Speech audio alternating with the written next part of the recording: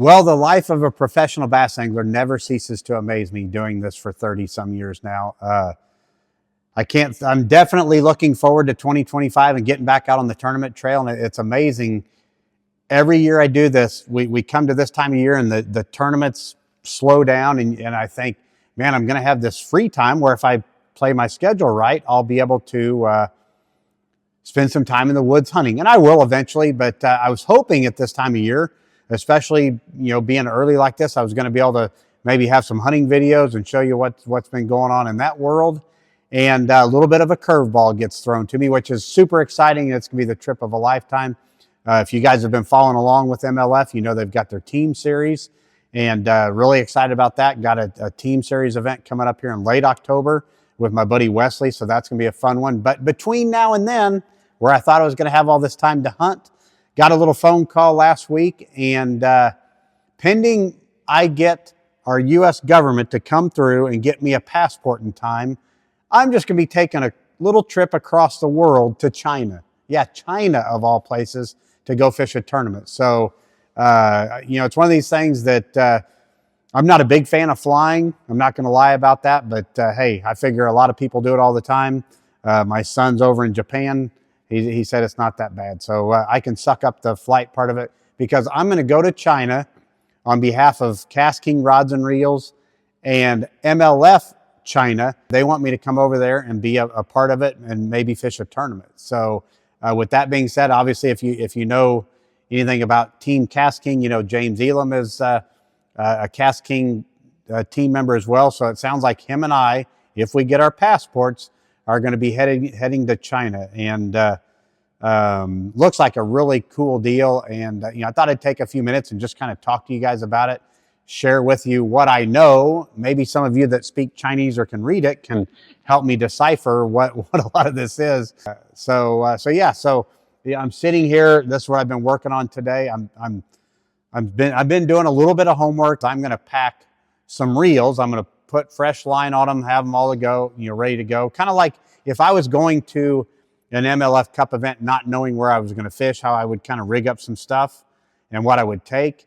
What I'm going to do is I'm going to get my reels with fresh line on them. And luckily, being that Cast King is in that neck of the woods, they're going to have the rods that I order. They'll have a set of rods there for me. So let me tell you how this is set up from what I understand. It sounds like James Elam and I will be on a boat together. I don't even know yet if we're teammates or fishing against each other, but we'll figure that out in due time. But at least James and I can communicate with each other. But I was just going to share with you kind of some of the information I have.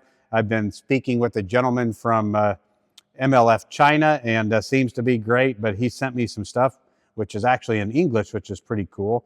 But I thought I'd share with you kind of a picture of Google Maps of what the lake looks like.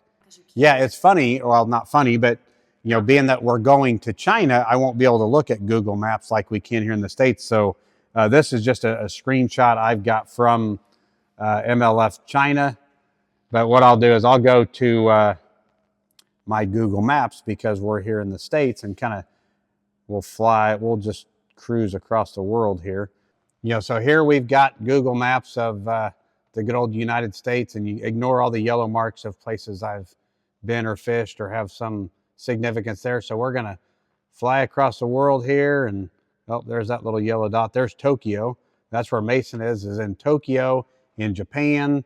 And believe it or not, on my way over there, it looks like I'll have a layover there. So maybe I'll get to have lunch or breakfast or whatever time of day it would be with Mason there briefly, and then we'll fly on to Beijing, China. And that's pretty cool. I love to look at Google Maps and everything and see what's in an area. And I noticed this popped up, the Great Wall of China. I've heard of that place before. So I think it's one of the 7 wonders of the world. So I figure if I'm going to be that close, I probably ought to at least do like a Grand Canyon trip.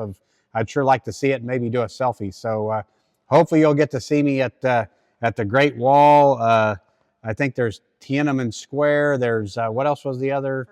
The Forbidden City. So I think there's a lot of cool things to see in the Beijing area. But then we're going to take I think it's like a 3.5 hour drive down to our lake, which is down, I guess, southwest of Beijing. Please don't ask me to pronounce this properly, and probably all the folks from China are going to laugh at me, but here it is, Nanping Wang Reservoir. So I hope I'm pronouncing that right. If I'm not, I apologize. So this is really going to be my only homework, I guess you can say, to prepare for this thing. So basically looking at it on Google Maps, the little bit that they've given us, about the lake. But other than that, that's all we really know. So from what I can decipher, what we'll do is we go out, and if we catch 10 measurable bass, we will put them in the live well. And I'm guessing once you have 10, you have to bring them in maybe for a weigh-in. So I don't know if you do that multiple times throughout the day, if you're fortunate enough to catch that many. But I got to look, and I'm like, well, what is a measurable bass or scoreable bass? And, I don't know my centimeters. It said 20 centimeters. So I assumed 12, 14 inches, something like that. So I did my little conversion. So anybody got some guesses?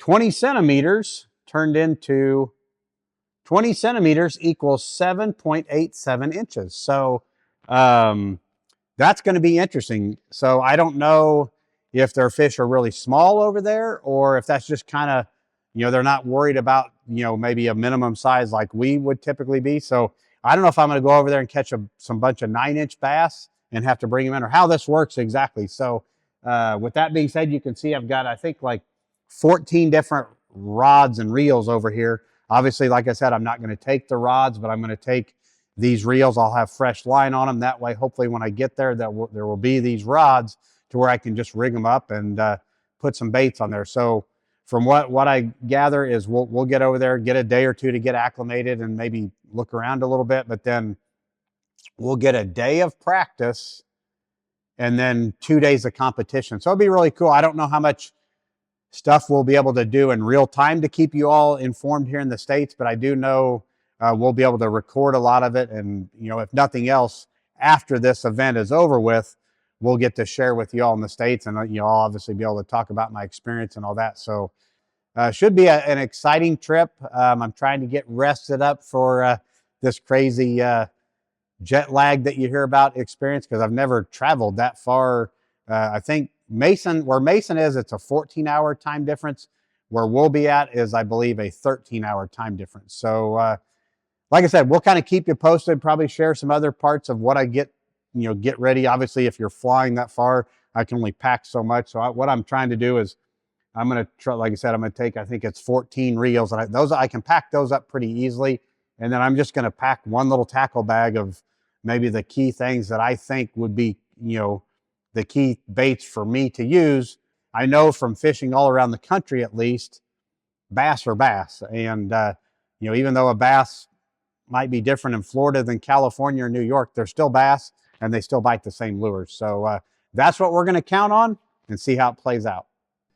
So the good thing about this trip is, this is one I never expected, but the good thing is I'm going to be going with James Elam. So at least somebody I can communicate with. And then when we get there, there's going to be a Cast King crew that gets there with us that I guess will be our tour guides and our interpreters as well. So, we communicate with these people pretty regularly. They speak good English, and they'll be our interpreters as well. So I can't imagine how people travel to different parts of the world without being able to communicate. Obviously, with these phones, there's great ways to communicate, but it's going to be just an amazing trip.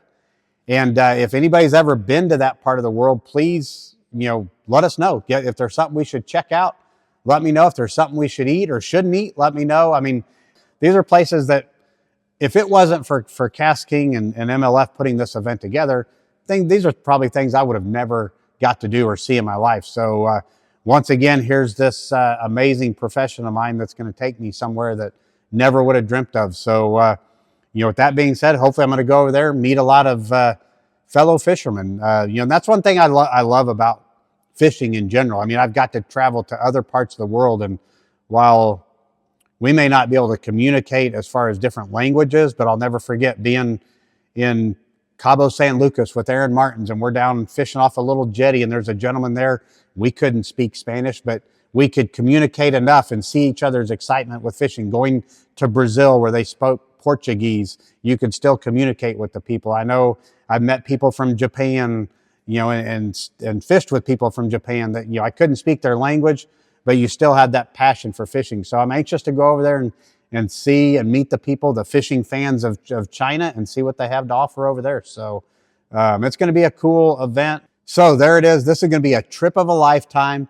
So if any of you have ever been to the Beijing area of China, please, and you got some ideas of places to check out, places to eat, things not to eat, places not to see, please let us know. I'm really looking forward to it. And then on the way back, I'm going to hopefully stop in Tokyo, spend a couple days with Mason, maybe see some of the fellow fishermen that I used to fish with against, back in the day, old Toshinari Namiki or Marizo Shimizu. I know Mason's seen some of them, and maybe get to go check out some of the cool tackle stores that he's seen over there. And who knows, maybe I'll even get to make a cast in Tokyo while I'm over there. So any thoughts or ideas of either one of those places or things I need to see or do, please let us know, because really looking forward to it. So now we just hope and pray our government comes through and gets me my passport in time.